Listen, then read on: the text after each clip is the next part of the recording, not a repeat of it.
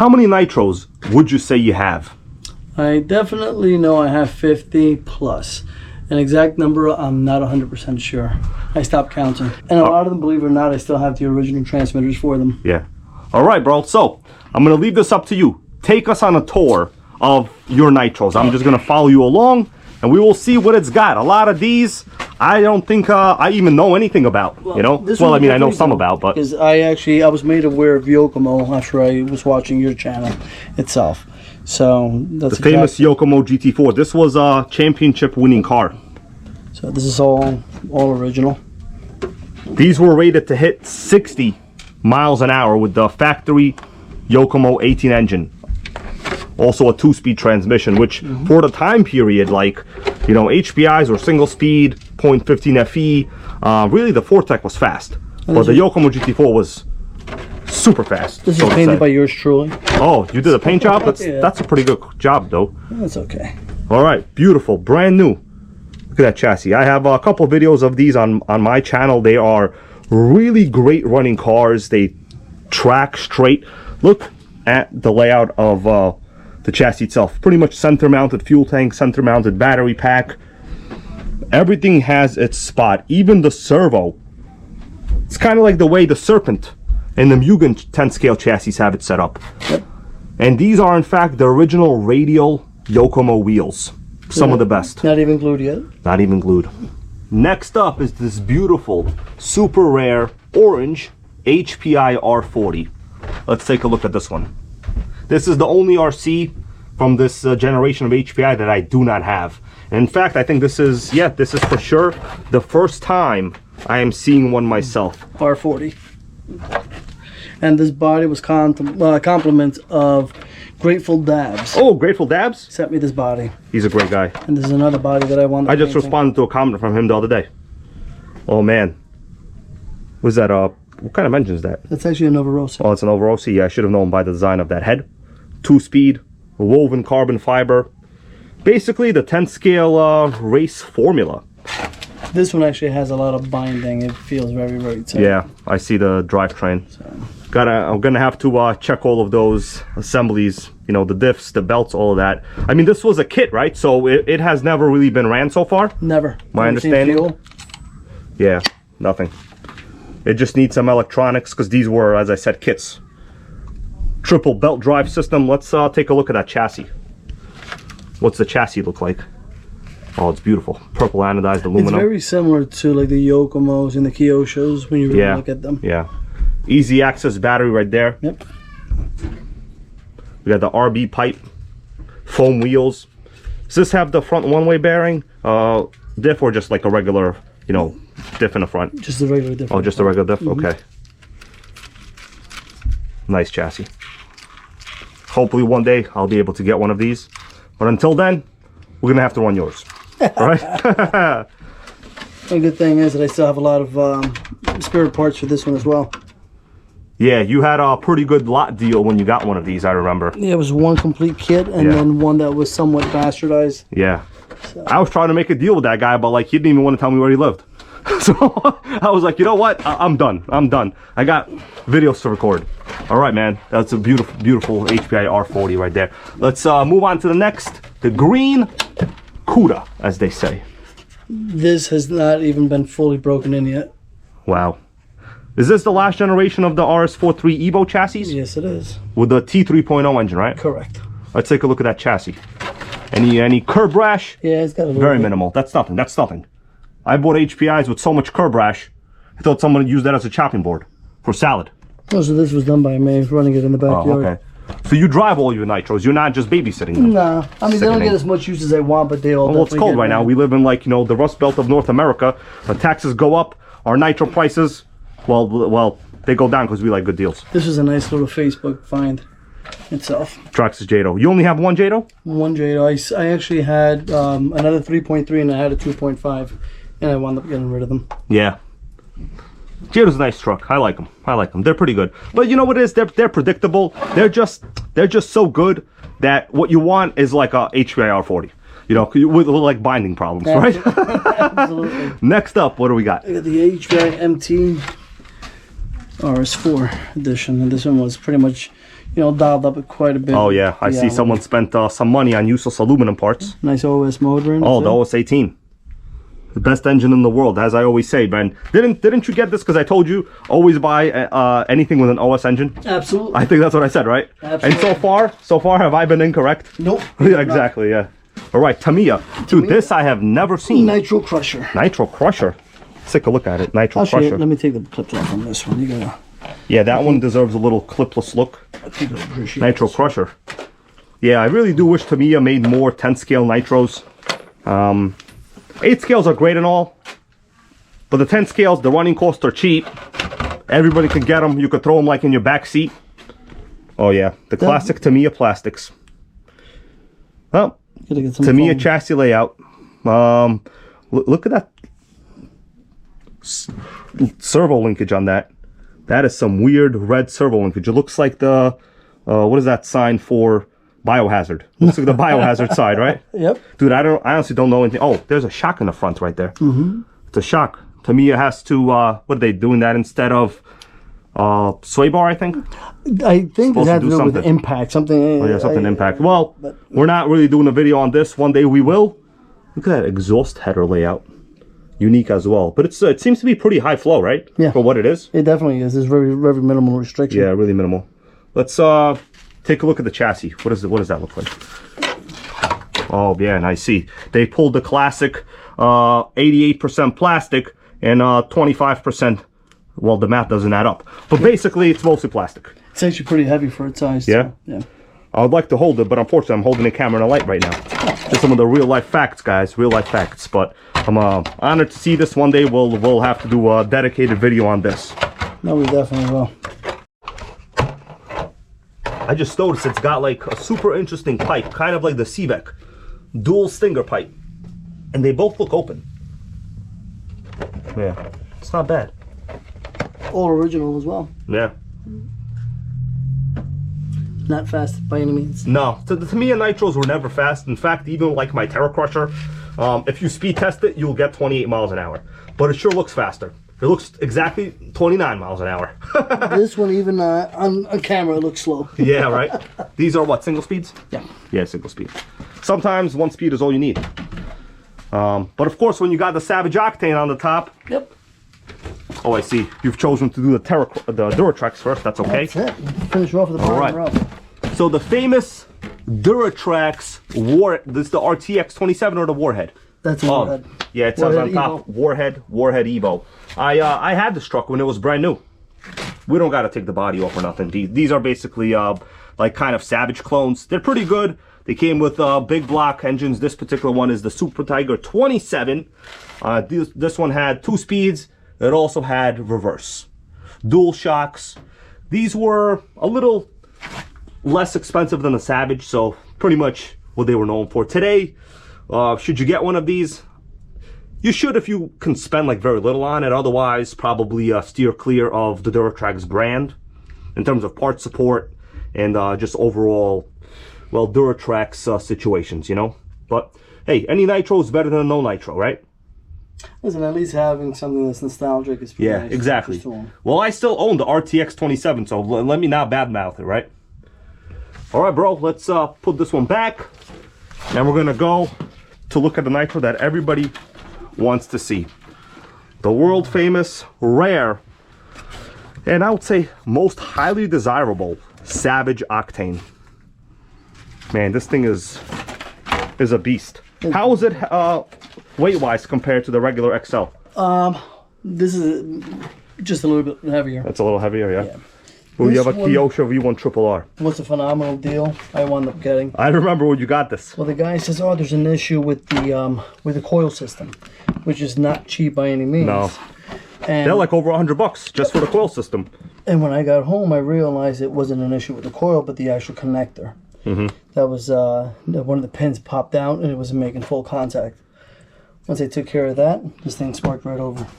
So the main thing about this truck, for maybe those of you guys that don't know, this is essentially a regular Savage XL, but instead of using the nitro engine, HPI went with a 15cc 2-stroke gas engine. That's why if you look at the cooling head on top, It is literally as wide as the entire roll cage, right? That's the whole point. And Ben, there's a couple of unique electronic features on this truck, right? Absolutely. How many battery packs do they run? 2. 2 battery packs. One for the CDI ignition, Yep, and one for electronics, yeah? Correct. Man, that is the world's largest battery box because you got to house 2 batteries. Single shock all around, metal spur gear, and fuel tank in the front. Pretty small.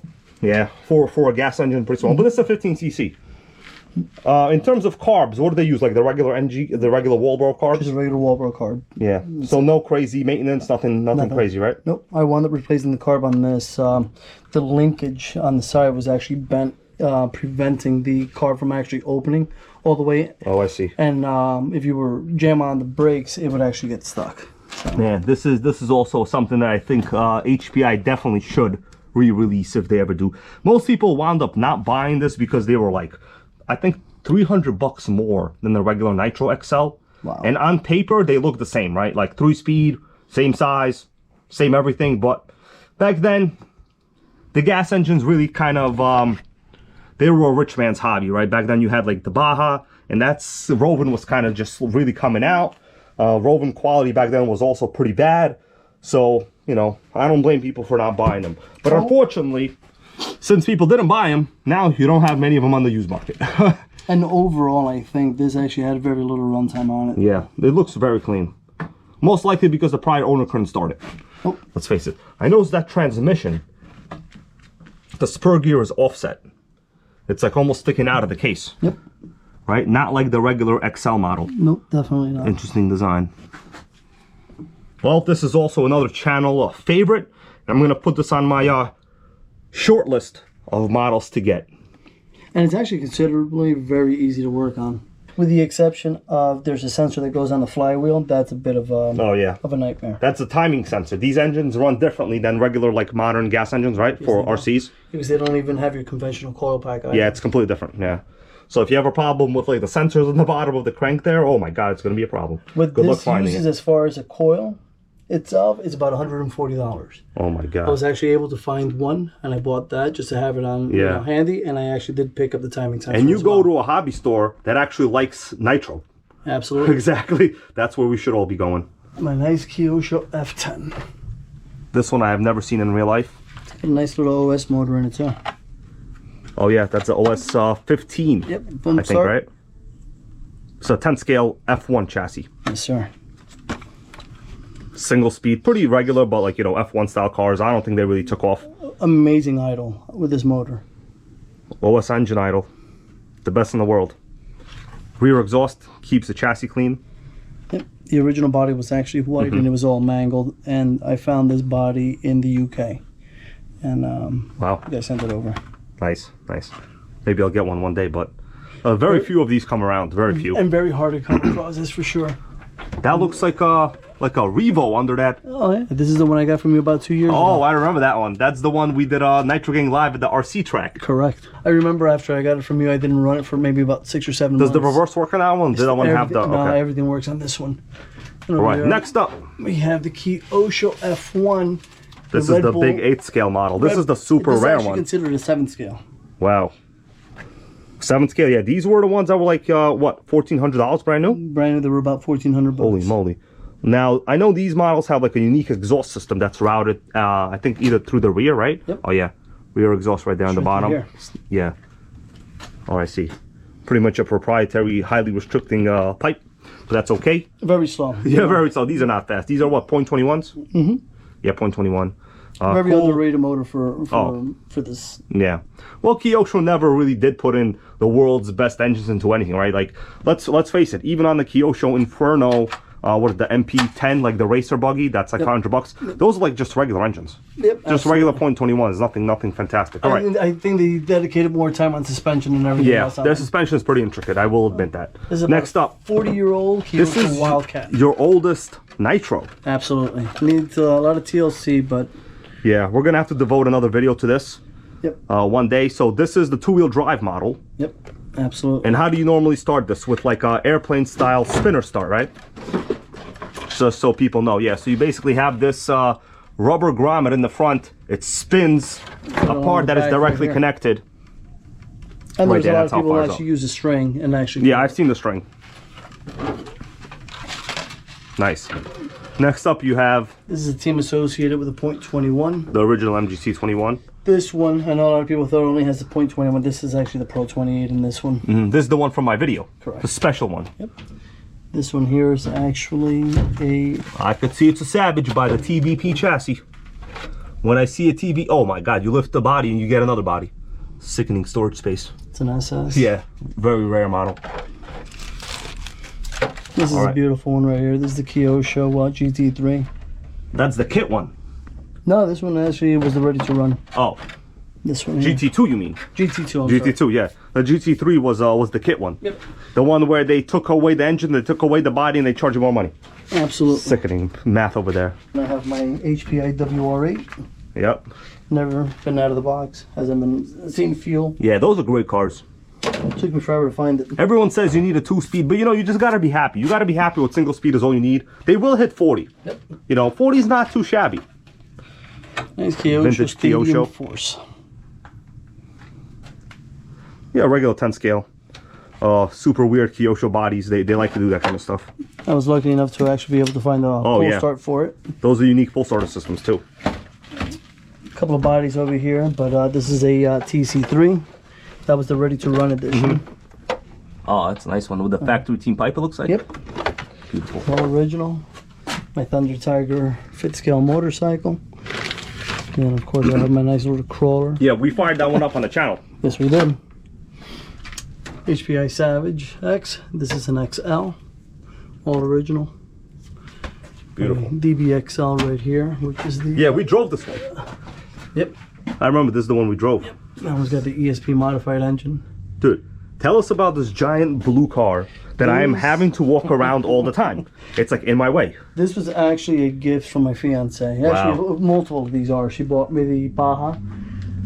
This was the first one she actually bought me for my birthday. She drove over an hour just to try to find this. Anyone that buys you a Savage is a keeper. And then for Christmas, my fiance with my sons actually purchased me the Baja. And then last year she bought me this one. She thought I was nuts because I didn't want the ready to run. The ready to run, yeah. This was the 30 degree north kit, right? Correct.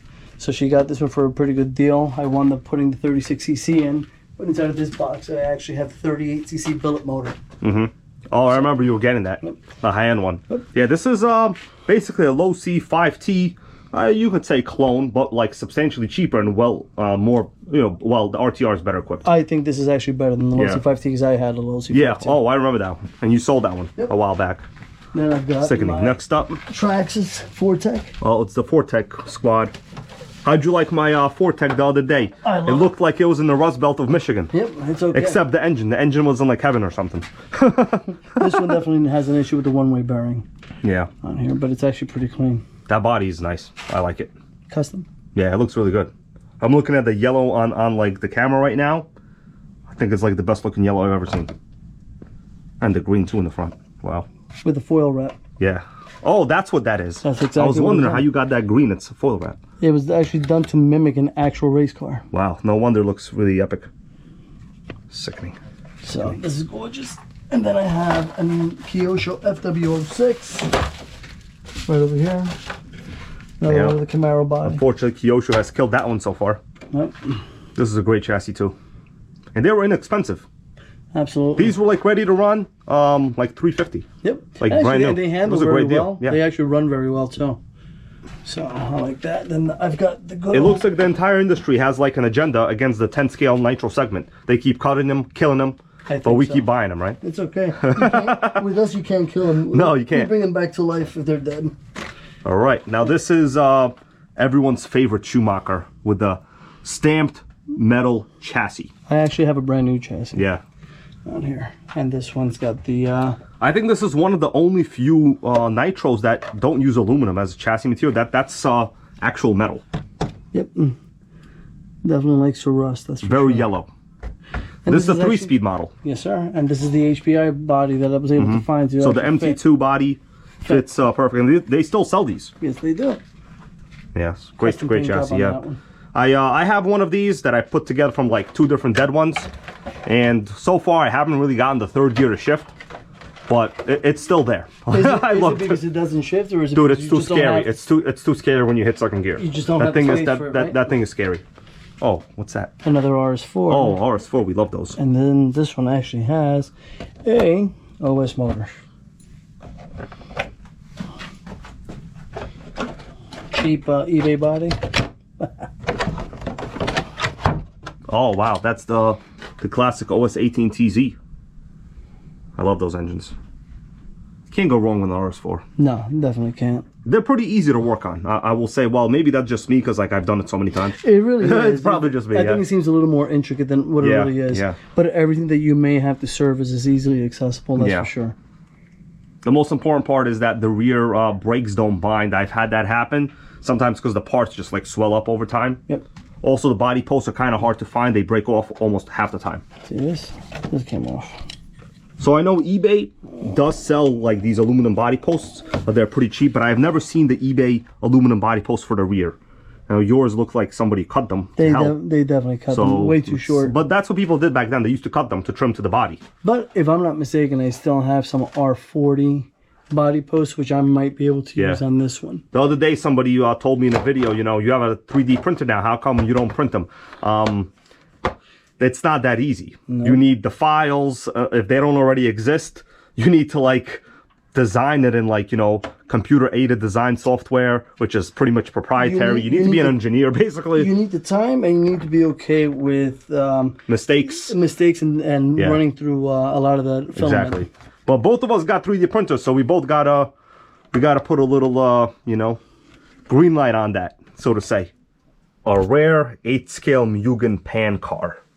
Let's take a quick look at this. This is one of your favorites, huh? Yeah, this is beautiful. This is I believe the MR6XR or something.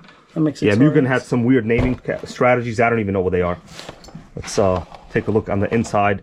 This is basically the epitome of nitro racing. You know, I think Texas Hill actually has one of these also. Yeah, Texas Hill has a couple of these pan cars. I would consider Texas Hill to be the VP of the pan cars for this entire channel. So you're nominated, Texas Hill, okay? Oh man, that is some epic design. Really, the design of these models hasn't changed since like, I would say the late 90s. But you know, greatness is greatness. They have floating body posts, so basically when the suspension flexes, the body goes with it, and generally it doesn't change the airflow around the body. That is what it does. We have quick release wheels. The wheels just come off quick with like a kind of a, you know, a spring-loaded design. They come off easier than they go on. Oh, dude, I learned that lesson. Look at how thick that rear belt is. So like double the thickness of like a regular 10 scale HPI. Floating body post right there. You see, as the suspension is going down, where the body would sit doesn't actually flex. So that remains in its position. That is floating body posts. Basically, you're not changing the flow of air around the body and the wheels. Beautiful chassis. These things could do 75 plus, no problem. Right, let's take a look at the bottom of the chassis there. You can just like flip it over a little. In the summertime also. Yeah. Oh, came with the plastic stuck to it. Sickening. Yeah. See that right there, guys? Those are cooling hole vents for the engine. They thought of everything. Beautiful. What is this, like a 4mm aluminum I think chassis? Yeah, these were, yeah, 4 or 5 would have been normal. Meanwhile, like RTRs, 2.5 to 3mm at best. This one actually came with the RB Concept motor. It was modified by Clockworks. Oh yeah, I remember those, the Clockwork racing engines. They even required, I think, a special nitro blend for braking. I remember they used to sell it. Incredible. The way the fuel tank sits, it actually is much fatter than it looks. You could see it's almost all the way to the right side right here. It ends. Very it's not just here, it goes all the way to the right. The R40. Yeah, beautiful design. We got a couple more RCs here. It's a Kyosho Pure 10.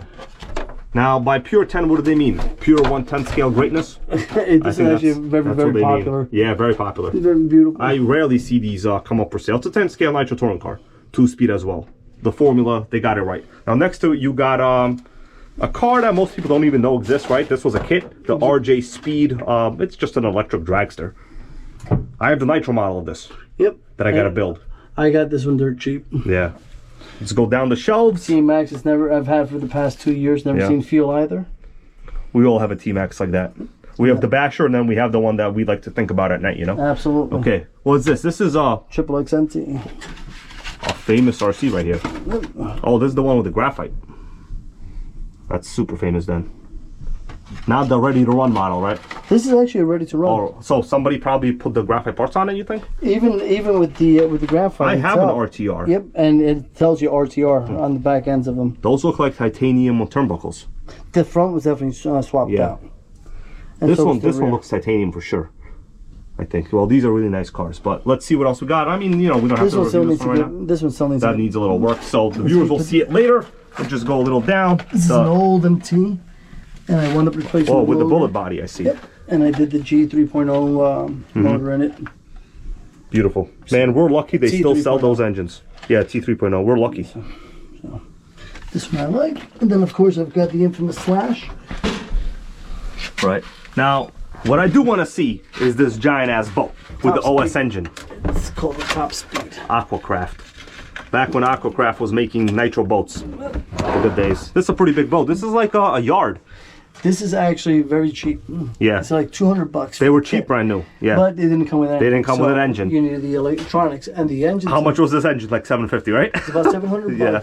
But even if you try to get these used, you're still looking They're at sky about, high. Well, close to $500 used. Yeah, so this is called an outboard motor. It's a very unique design. Not many of these models had it. You could tell it has an integrated exhaust, dual stinger, prop on the bottom. And these are what, .30 size engines, I think, the OS engines? Yeah. Yeah, integrated outboard motors is what they're called, This yeah. is the stand for it. Oh, I see, you're using that for a T-maxx. T-maxx 2.5. That's only proper. With Beautiful ano- paint with job. another OS motor. This was done by a buddy of mine. This was a custom job. Very nice. And then I have just a homemade crawler here. And Yeah, and a box. that's a box for my RS4. Oh, I This see. is my bedroom. You put a crawler on top of a nitro box. It's genius. You're hoping for a conversion overnight? Maybe. I am. If I get lucky. Yeah. And All then right, bro. Over here, I've Yeah. got the. This is the 3D printer. Oh, the 3D printer. I see. Okay. That's the Ender 3 Pro. Yeah, the Ender 3 Pro. Yeah, we gotta both learn that, man. That's gonna be our homework, you know. Yeah, I definitely have to get to it Yeah. one of these days. All right, bro. Well, let's finish this video right now. I want to say a special thank you. I know we still have like some other models we didn't even cover, but that'll be another day, another night, or you know, another GoPro camera battery. So how to say? So special thanks, man, guys. Give special thanks to Ben. Let him know you appreciate his participation on the Nitro Gang and you know, helping me record a video here with him today. It wasn't easy. We're walking around, taking nitros out. He's constantly staring at a light that I'm putting in front of his face right now. It's sickening. So thanks, bro. Thank you, guys.